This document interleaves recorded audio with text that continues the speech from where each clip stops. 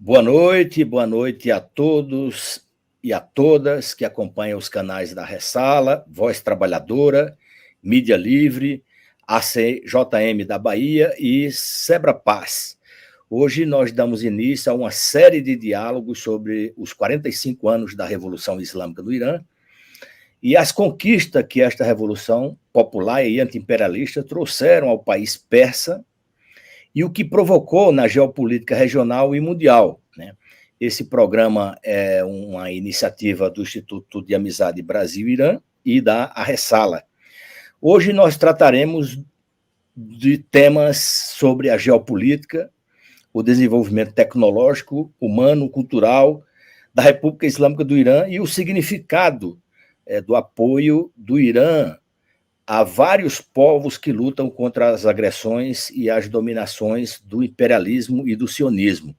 O nosso convidado de hoje é o jornalista José Reinaldo Carvalho, editor internacional do Brasil, do portal 247, e presidente do Centro Brasileiro de Solidariedade aos Povos e Luta pela Paz, o Sebra Paz.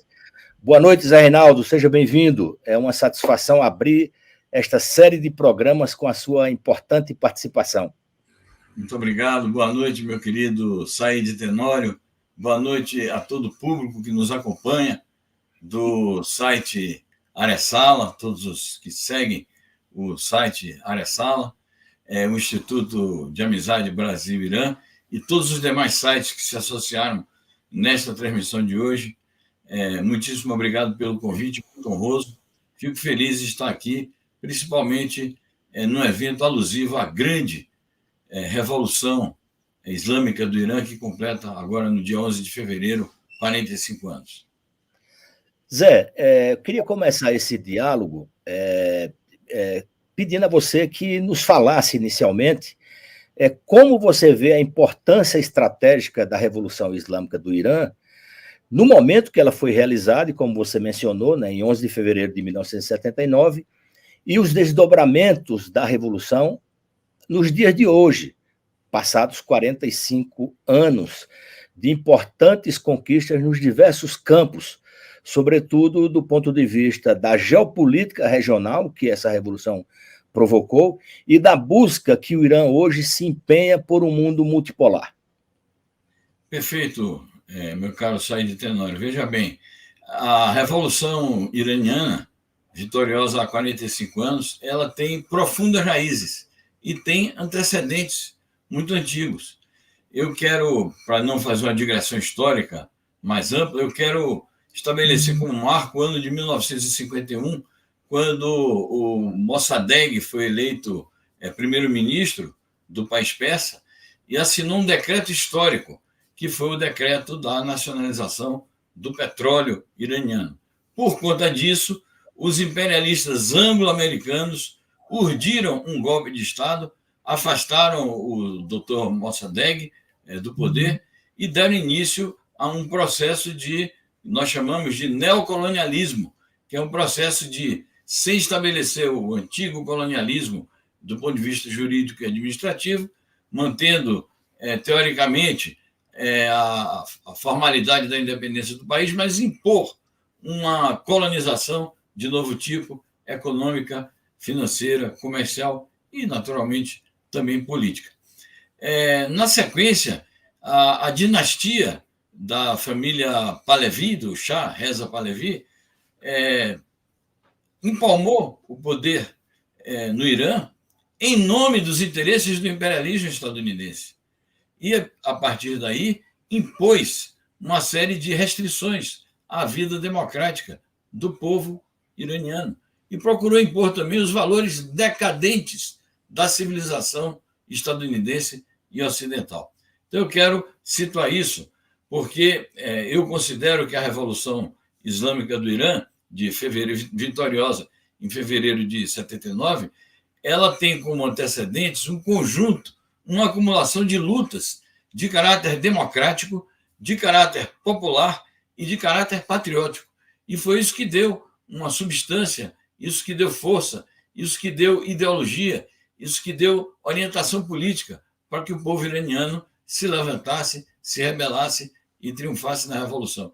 Eu me lembro bem da Revolução iraniana, principalmente o ano de 1978, um grande levantamento popular, grandes concentrações populares, grandes manifestações de milhões de pessoas em Teherã e outras principais cidades do país, e as mesquitas abarrotadas de gente protestando contra a ditadura do Shah Reza Pahlavi, até que em fevereiro de 79 o Ayatollah, o imã Ayatollah Khomeini, retornou de seu exílio no começo de fevereiro e comandou os atos finais triunfantes daquela revolução.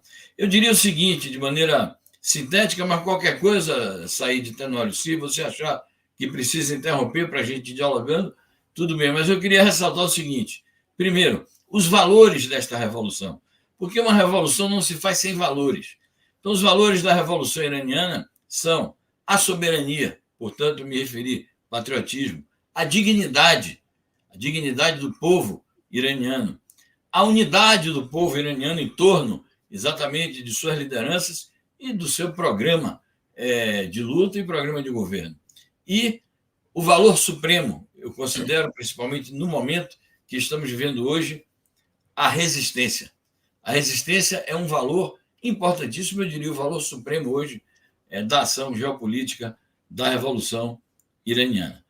Quero destacar que o Irã, a Revolução Iraniana, derrocou não só a dinastia ditatorial do Shah Reza Pahlavi, como também derrocou o domínio do imperialismo estadunidense, o domínio absoluto do imperialismo estadunidense na região da Ásia Ocidental. Nós aqui costumamos falar Oriente Médio, mas a designação mais precisa é Ásia Ocidental. E, portanto, até então, até a Revolução Iraniana, o imperialismo estadunidense tinha uma espécie de domínio absoluto na região.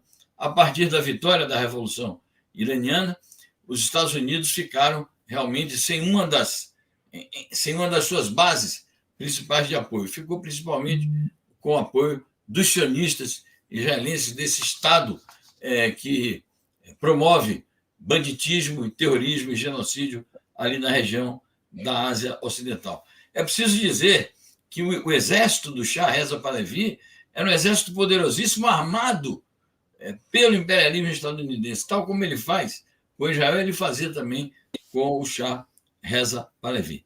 Então, eu quero destacar isso, que a vitória dessa revolução ela modificou o cenário geopolítico da Ásia Ocidental.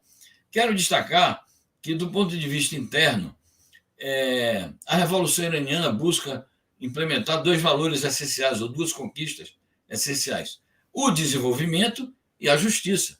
O desenvolvimento porque toda nação livre, toda nação independente almeja ao desenvolvimento, que é a condição sine qua non para promover o bem-estar social do seu povo e, portanto, promover a justiça. Então, eu considero que o desenvolvimento e a justiça, a luta por justiça, são os pilares, digamos, econômicos sociais desta revolução. Agora, procurando falar um pouco da atualidade, você se referiu ao tema da multipolaridade. Eu acho que o mundo está alcançando esse nível de um desenvolvimento político e geopolítico multipolar, e o Irã, na medida que se tornou um dos países-chave, ou mesmo o país-chave da região da Ásia Ocidental, ele se torna também um dos pilares importantes da construção do mundo multipolar. Assim como o nosso Brasil, por ser um país tão relevante aqui na América do Sul e na América Latina de maneira geral, se tornou um dos pilares da nova ordem multipolar, o Irã assim é. Não é à toa que o Irã foi convidado a participar do BRICS, que hoje é um dos polos mais importantes, eu diria o polo mais importante da multipolaridade, porque ali estão potências importantíssimas como são a China e a Rússia.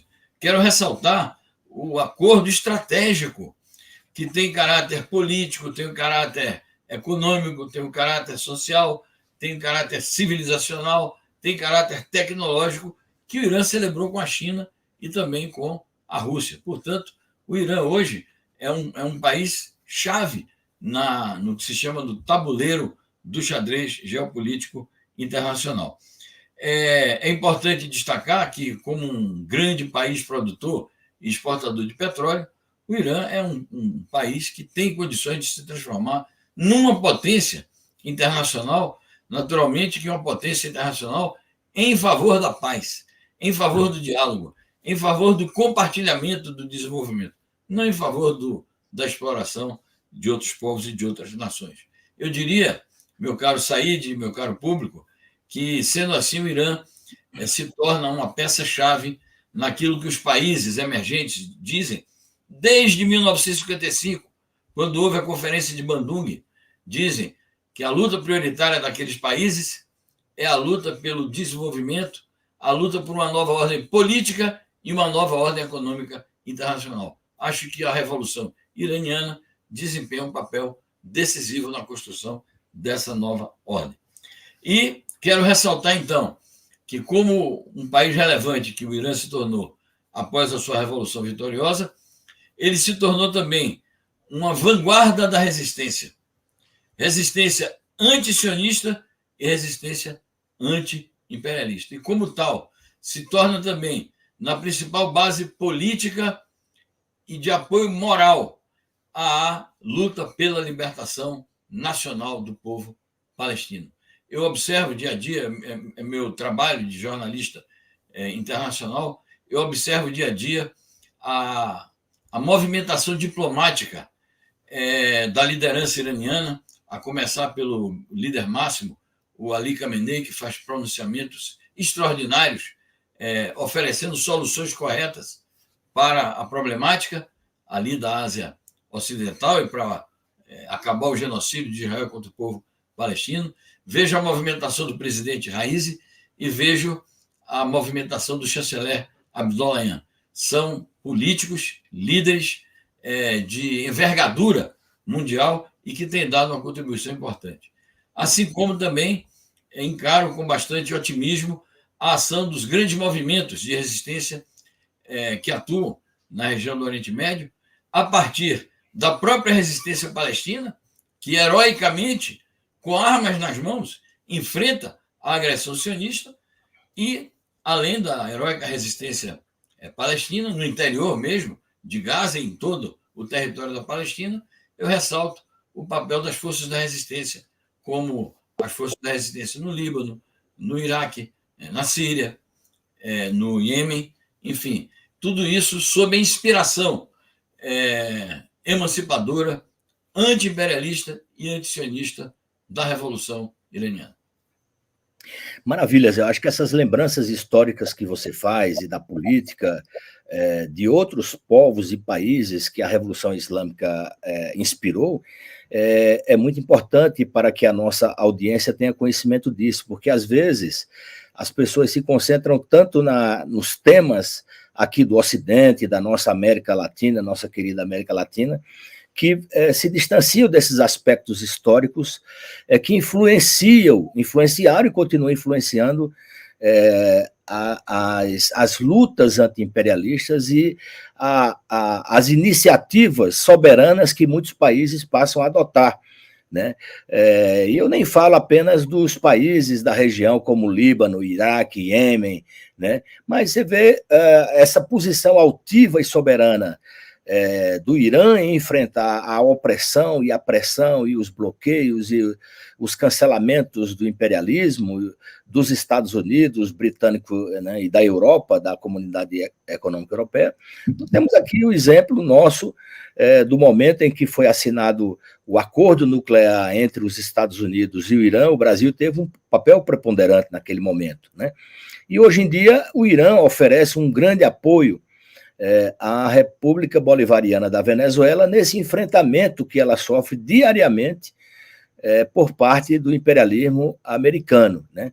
E você mencionou muito bem a questão do povo palestino, o apoio que o povo palestino recebe, as forças da resistência palestina recebem da República Islâmica do Irã.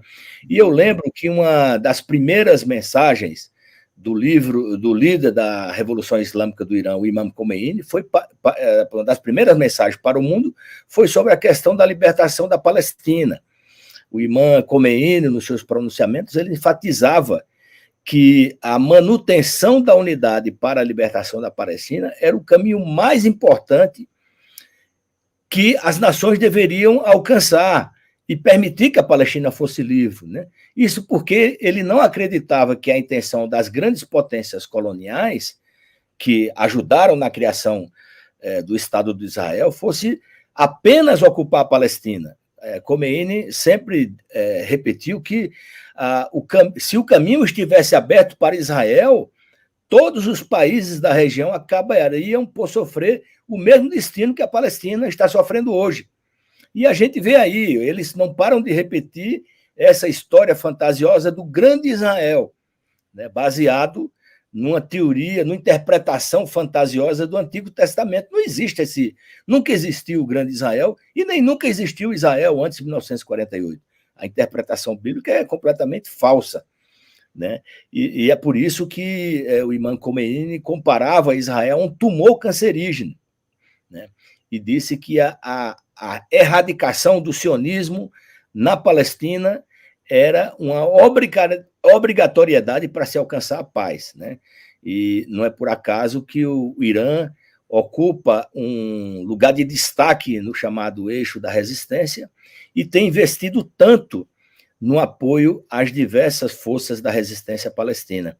Então, Zé, você como grande conhecedor da geopolítica, né, gostaria que você falasse um pouco aqui sobre o papel anti-imperialista, anti-sionista e anticolonial do eixo da resistência, que envolve, além do Irã, a Síria, o movimento de resistência islâmica palestino, o Hamas, o Hezbollah libanês, as forças de mobilização popular do Iraque, os Houthis no Irã, no Iêmen, os Houthis no Iêmen, a Jihad Islâmica e a Frente Popular para a Libertação da Palestina, entre outros movimentos que não se somam formalmente a esse grupo de luta, mas que desenvolvem ações que a gente considera que essas ações anti-imperialistas reforçam o eixo da resistência. Perfeito. Bom, eu considero o seguinte, que o Irã hoje desempenha o papel decisivo e mais importante na região da Ásia Ocidental, na solidariedade, na organização da solidariedade ao povo palestino. Eu reafirmo que acompanho diariamente as movimentações diplomáticas da República Islâmica do Irã e vejo em todas as proposições que faz o governo desse país, eu vejo lógica, eu vejo racionalidade, eu vejo lucidez e eu vejo a busca de soluções concretas para esse conflito e para pôr fim ao genocídio. É uma das vozes realmente mais salientes, mais enfáticas ali para a solução dessa guerra, para pôr fim a essa guerra de extermínio que Israel está desenvolvendo ali contra o povo palestino. Eu acho que o Irã se inspira, e valorizo muito esse ponto de vista do Irã, para dar prioridade à causa palestina. Eu acho que o Irã se inspira em duas questões básicas. Primeiro, o senso de justiça, porque o povo palestino é o povo mais injustiçado do mundo. É um povo martirizado, um povo ao qual se usurparam as suas terras. Um povo que tem milhões de refugiados que foram expulsos do seu país. Então, é preciso fazer justiça. E a forma de fazer justiça ao povo palestino martirizado é a reconquista do seu território, é a conquista da sua independência, do seu direito à autodeterminação, que vai se configurar, obviamente, na organização do seu Estado Nacional independente. Questão de delimitação territorial, formatação das instituições administrativas, localização da capital, são questões naturalmente pertinentes à própria autonomia do povo palestino e às forças que proximamente mais o apoiam. Então, eu não quero opinar exatamente sobre isso, mas eu quero opinar no sentido de que é indispensável que, por uma questão de justiça, o povo palestino conquiste o seu Estado nacional independente, autodeterminado e soberano. É uma questão de justiça. A outra questão que eu acho que inspira essa posição solidária do Irã é você acabou figurando aí nas palavras sábias do Imam Khomeini. Ele exatamente localizou o papel estratégico que tem a Palestina na organização da região do Oriente Médio de acordo com os valores da soberania dos povos e não de acordo com a concepção racista, supremacista, imperialista, expansionista dos sionistas, que forjaram uma situação completamente artificial e nunca permitiram a autonomia palestina. E agora, no meio dessa guerra genocida, eles estão dizendo que vão se perpetuar em Gaza. O primeiro-ministro israelense já verbalizou isso. E nas últimas horas, em meio às negociações que estão em curso, ali em Paris, sobre a questão da troca de prisioneiros, com a questão do cessar-fogo, eles estão dizendo o seguinte: nós estamos criando uma situação militar para não sairmos mais de Gaza, do norte de Gaza, que é uma situação completamente irregular do ponto de vista do direito internacional. De maneira que eu acho que o Irã percebeu que a questão da Palestina está no epicentro de um grande conflito político que tem dimensões mundiais e que esse conflito precisa de uma resolução correta.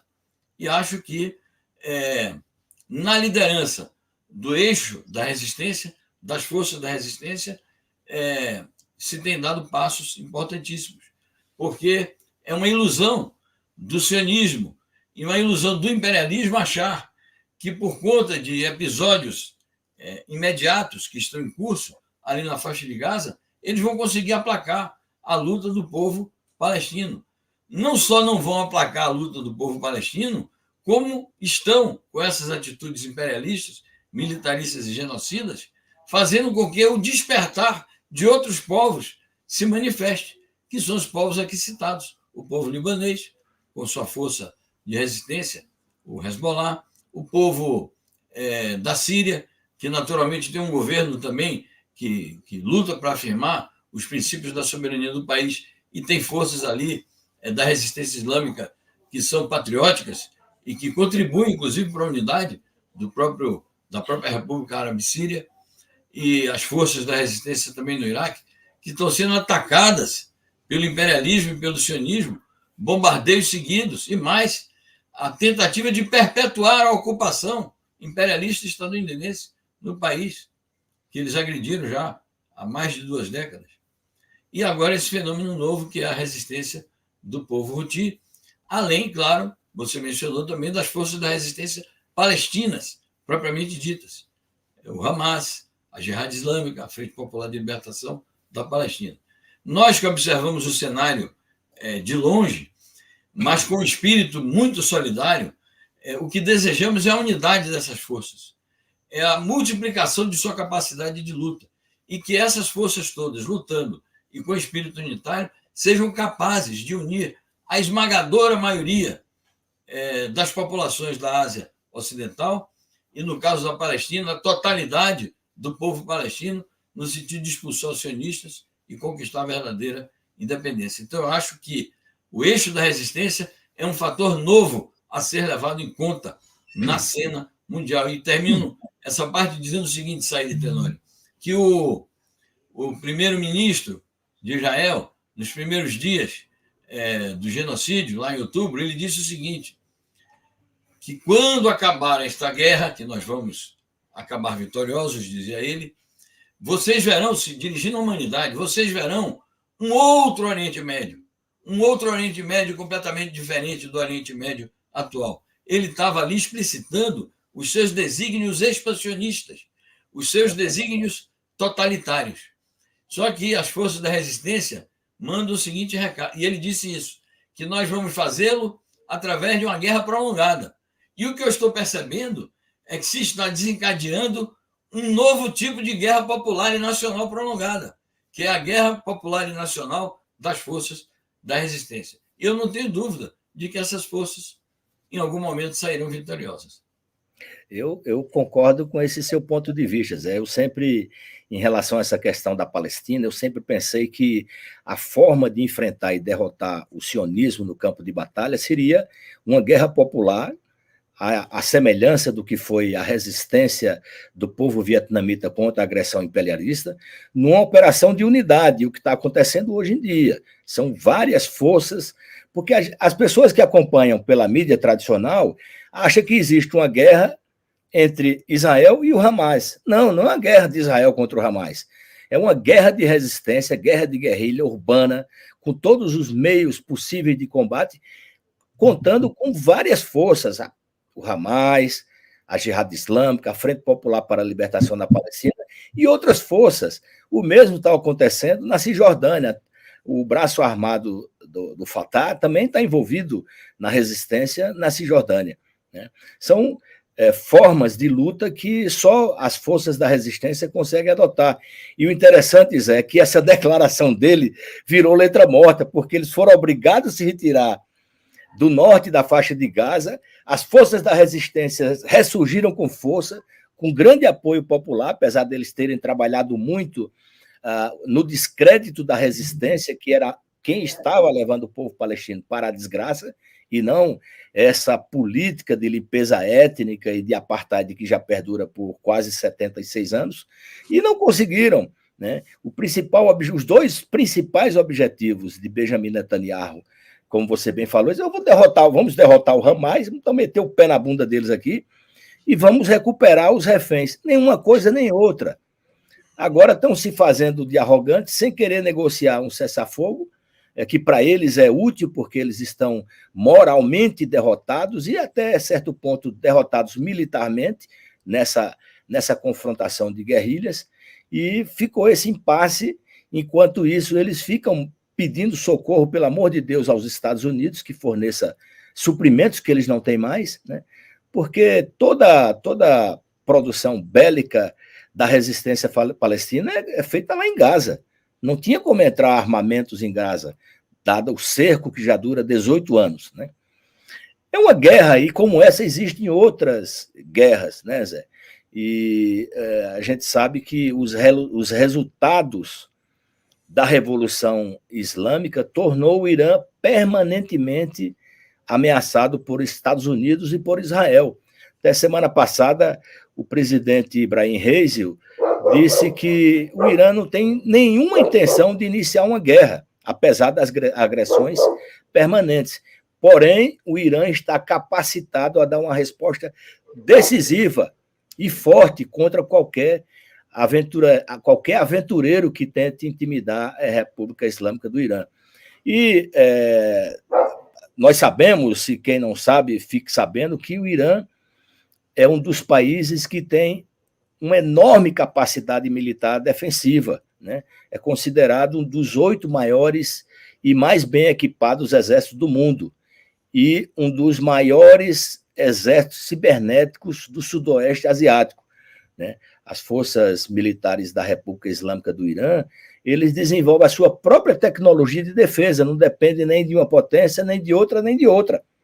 Né? O Irã tem uma capacidade defensiva e é um dos maiores produtores de mísseis inteligentes e de alta precisão do mundo. Além disso, o Irã é um dos líderes na produção de drones militares. Nessa luta, na campanha que a Rússia está desenvolvendo contra o ressurgimento do nazismo na Ucrânia, os mísseis, os drones iranianos têm dado uma grande força nessa operação especial da Rússia, né, contra a Ucrânia. Além da tecnologia, uma das tecnologias mais avançadas em submarinos, que muita gente não sabe disso. Né?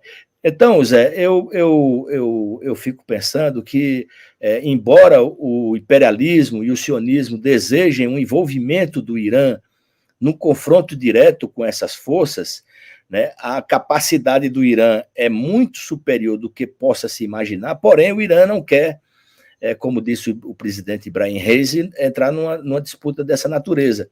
Eu queria que você falasse como você vê o desenvolvimento dessa capacidade de defesa do Irã como a garantia da paz e do equilíbrio político, militar e geopolítico na região do Sudeste Asiático, que muita gente conhece por Oriente Médio. Bom, eu acho que essa capacidade de defesa é um fator dissuasório indispensável num momento em que o mundo está cheio de confrontações, cheio de turbulências, que ainda há muitos desequilíbrios e que é um mundo em que há uma ambição desmedida do imperialismo estadunidense para impor a sua hegemonia.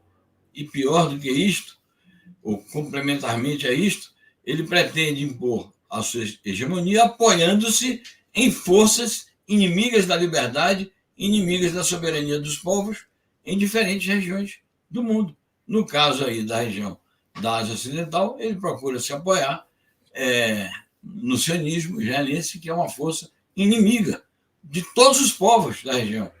E em outras regiões, os Estados Unidos fazem a mesma coisa, eles procuram setores reacionários, setores antinacionais, setores que se prestam a se subordinar aos interesses americanos em troca de algumas migalhas, ajudas militares, armamentos ou outros tipos de favorecimento que os Estados Unidos fornecem ou oferecem. De maneira que eu acho que no mundo assim, cheio de injustiças e de ameaças, os países que preservam realmente as suas independências precisam de capacidade de resistência, de capacidade militar como fator dissuasório. Eu vejo também que países como o Irã, mas eu posso citar outros países, como, por exemplo, Cuba, posso citar a Venezuela, que são países sancionados e que o imperialismo acha que as sanções econômicas vão provocar uma situação de penúria tal que as populações vão se levantar contra os seus próprios governos. Esses países, eles contam com um fator que o imperialismo não conta, que é a unidade, que é a mobilização popular. Então, eu acho que, ao lado da capacidade dissuasória de forças armadas bem equipadas, esses países contam com um nível ideológico, um nível político, um nível de adesão das suas populações aos governos que se torna também uma arma poderosa, porque não há uma arma mais poderosa do que a unidade das massas, a mobilização das massas quando essas massas populares são comandadas por direções lúcidas, por governos justos e por uma ideologia capaz de enfrentar, de contrapor ao inimigo os seus próprios valores. Então, eu acho que, sim, a capacidade defensiva do Irã é um fator dissuasório importante na geopolítica, aliada com a sua capacidade de governo, de fazer um governo justo e de mobilizar amplamente a sua população. Isso mesmo, Zé. E o Irã tem dado demonstrações de que a soberania e a altivez perante as pressões do imperialismo é um caminho que os países têm seguido. Você mencionou bem o exemplo da nossa querida e resistente Cuba, que não se dobra às pressões do imperialismo, apesar de mais de 60 anos de bloqueio, de sabotagem, de todas as políticas que tentam inviabilizar o regime cubano e a existência da ilha assim mesmo, né? Um grande exemplo dessa soberania e de altivez da República Islâmica do Irã é manter firme o seu projeto de desenvolvimento de tecnologia nuclear para fins pacíficos. Os Estados Unidos e Israel tentam, por todos os meios, sabotar o programa, mas o Irã sempre bate na mesa e diz que está cumprindo o acordo que foi feito e foi cancelado unilateralmente, de maneira injusta e ilegal, pelos Estados Unidos, pelo presidente Donald Trump. Né? E isso vem avançando bastante. O Irã, recentemente, semana passada, lançou na atmosfera 3 satélites de alta tecnologia levados por um único foguete. É um feito extraordinário, porque o que se vê é o lançamento de foguetes com apenas um satélite, né? E não são satélites pequenos os que o Irã lançou no espaço, né? Então é uma demonstração, além de tudo que já foi dito, dessa soberania, dessa altivez tecnológica do Irã perante as pressões do imperialismo. Mas para dar encaminhamento ao nosso diálogo de hoje, e já caminhando para o final também, Você é um dos fundadores e atual presidente do Centro Brasileiro de Solidariedade aos Povos e Luta pela Paz, o SEBRAPAZ, do qual eu tenho a honra de integrar a diretoria colegiada, né? E em dezembro último, o SEBRAPAZ realizou a sua 6ª Assembleia Nacional, na qual foi aprovada uma resolução política de grande fôlego, né? E diversas moções, né? E nesta resolução aprovada pela Assembleia do SEBRAPAZ, existem muitos temas importantes da geopolítica mundial, da América Latina, do Oriente Médio, da Ásia, né? Desses conflitos e desses confrontos que nós estamos observando atualmente, né? Inclusive na África, o povo do Saara Ocidental, há mais de um ano, há 2 anos, né? Mais de 2 anos, enfrenta as forças do colonialismo marroquino com apoio de Israel, né, para manter a sua soberania e ter direito ao seu Estado soberano, livre do roubo das suas riquezas nacionais por parte do Reino do Marrocos. Eu queria, Zé, que você falasse da Assembleia e desta resolução que foi aprovada, desses pontos de destaque aprovados na Assembleia do SEBRAPAZ, e como o SEBRAPAZ se integra nessa luta internacionalista em defesa dos povos oprimidos, das forças da resistência, e a luta pela paz, que é o centro da atuação do SEBRAPAZ. Perfeito. Eu agradeço aí a menção ao SEBRAPAZ. De fato, nós fizemos uma importante Assembleia Nacional, na qual nós atualizamos o nosso programa de atividade, atualizamos uma documentação vasta de formulações políticas, ideológicas e programáticas e renovamos a diretoria da entidade. O SEBRAPAZ, como o nome diz, Centro Brasileiro de Solidariedade aos Povos e Luta pela Paz. Nós lutamos pela paz mundial, sendo solidários com os povos agredidos pelo imperialismo ou ameaçados de agressão.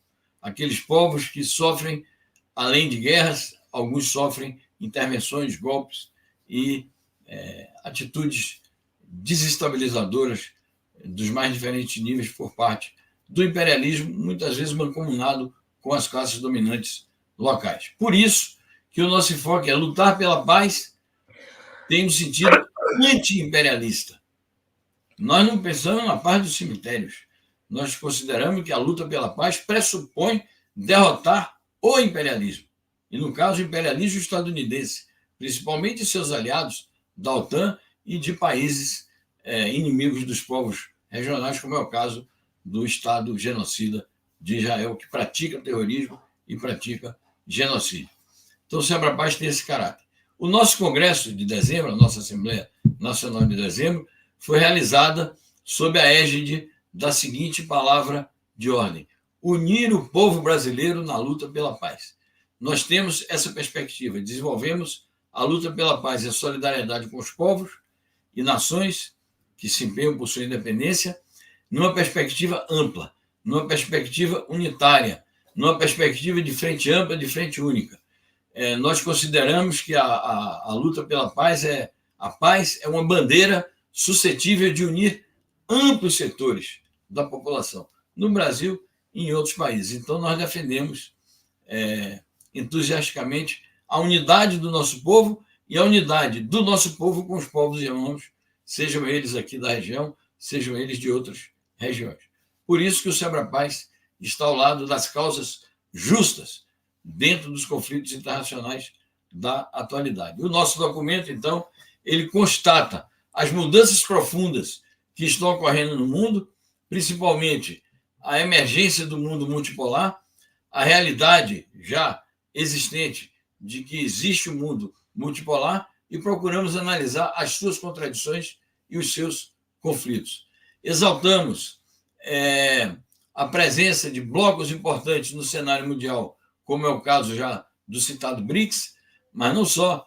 Nós exaltamos a existência do movimento dos não alinhados, a existência do G77 mais a China, da CELAC, que é a Comunidade dos Estados Latino-Americanos e Caribenhos, e consideramos que todas as movimentações unitárias no âmbito da África, no âmbito da Ásia, seja ela a Ásia Ocidental, seja ela a Ásia Extremo Oriente, ou a Ásia Central. Consideramos que todas as iniciativas de unidade entre os povos e as nações que lutam pela sua independência são iniciativas válidas. A unidade é a grande bandeira da esperança na luta anti-imperialista, na luta pela independência nacional e a emancipação social. Além de termos adotado um documento geral com essas características, nós, como você mencionou, aprovamos uma série de moções ou resoluções específicas sobre temas específicos também. Então, nós temos uma resolução importante sobre a questão da Palestina e os conflitos na Ásia Ocidental, no qual ressaltamos o papel da unidade do povo palestino, a luta contra o sionismo, a luta contra o genocídio, a luta pelo cessar-fogo e reforçamos o papel das forças da resistência, destacadamente da República Islâmica do Irã e as demais forças aliadas aqui citadas, o Hezbollah, a Jihad Islâmica, o Hamas, as forças patrióticas na Síria, no Iraque, no Iêmen. Uma resolução importante também específica nós aprovamos sobre Cuba, na luta contra o bloqueio a Cuba. Aqui está o camarada Elianildo dizendo: parabéns pela iniciativa, viva o Sul Global. Nós destacamos o papel do Sul Global, obrigado ao companheiro Elianildo. O tema do Sul Global foi um tema forte em nossa Assembleia. Mas aprovamos uma moção em apoio ao povo de Cuba, contra o bloqueio a Cuba, e em apoio ao aperfeiçoamento do socialismo em Cuba, que é um processo que está em curso já há mais de uma década naquele país. Uma moção específica sobre a Venezuela, que de novo está sob ameaça de sanções e de intervenções por parte dos Estados Unidos. No momento em que a Venezuela se prepara para novas eleições, vem o imperialismo para dizer que o Maduro não pode ganhar a eleição. A Revolução Bolivariana não pode continuar. Então inventaram lá uma fulana, que é uma candidata fake, uma candidata artificial, para tentar enfrentar a Revolução Bolivariana. Então nós aprovamos uma moção pela Venezuela, por todos os países da América Latina em suas lutas progressistas. Igualmente, aprovamos moções de apoio à República Popular da China, que desenvolve um socialismo com peculiaridades chinesas, e destacando o papel protagonista que a China tem hoje na construção de uma nova ordem multipolar, e no apoio que a China tem dado ao que ela própria chama de modernização dos países e compartilhamento do desenvolvimento nas parcerias que ela realiza com os diferentes países do mundo. Aprovamos também uma resolução específica falando do conflito na Europa Oriental, destacando as razões que assistem ao governo da Rússia em ter desencadeado a chamada Operação Militar Especial para libertar os povos, as populações ali do Donetsk e do Lugansk, do jugo do neofascismo e do genocídio ucraniano que se procurava impor ali. Portanto, em síntese, o SEBRA-Paz, para além de elaborar um documento de abrangência nacional e internacional, ele aprovou documentos específicos, tomando posições claras, justas, lúcidas e certeiras sobre os diferentes conflitos internacionais. É a maneira que nós encontramos de dar uma modesta contribuição ao desenvolvimento das lutas solidárias neste atual momento, e tomamos a decisão, por conta da emergência da situação e da gravidade da situação na Palestina, tomamos a decisão de dar atenção prioritária neste momento à luta pela independência da Palestina, pela libertação da Palestina, contra o genocídio, considerando que esta luta, neste momento, se tornou no epicentro dos grandes conflitos mundiais. Portanto, a solução que se encontrar para o conflito ali é uma solução que corresponderá também aos anseios de toda a humanidade. Perfeito, Zé, perfeito. Excelentes resoluções na Assembleia do SEBRA-Paz, e todas elas assuntos candentes, né, da luta de resistência dos povos, não somente do Sudeste Asiático, como você mencionou, América Latina, A Venezuela, que está se tornando também uma questão muito candente, como você falou, eles arrumaram um Guaidó de saia, com os mesmos objetivos para desestabilizar a República Bolivariana e o imperialismo voltar à sua política de saque e rapina contra as riquezas petrolíferas da Venezuela. Zé, nós vamos terminando por aqui. Eu queria te agradecer muito a sua presença em nome da Ressala, em nome do Instituto de Amizade Brasil-Irã, e dizer a vocês que nos acompanharam na noite de hoje que amanhã nós voltaremos com mais um programa de diálogo sobre os 45 anos da Revolução Islâmica do Irã, aqui nestes mesmos canais que transmitiram hoje, a partir das 19 horas. Então, vocês que assistiram pela Ressala, pela Voz Trabalhadora, pela Mídia Livre, pela CJM da Bahia e o Sebrapaz, estejam novamente conosco.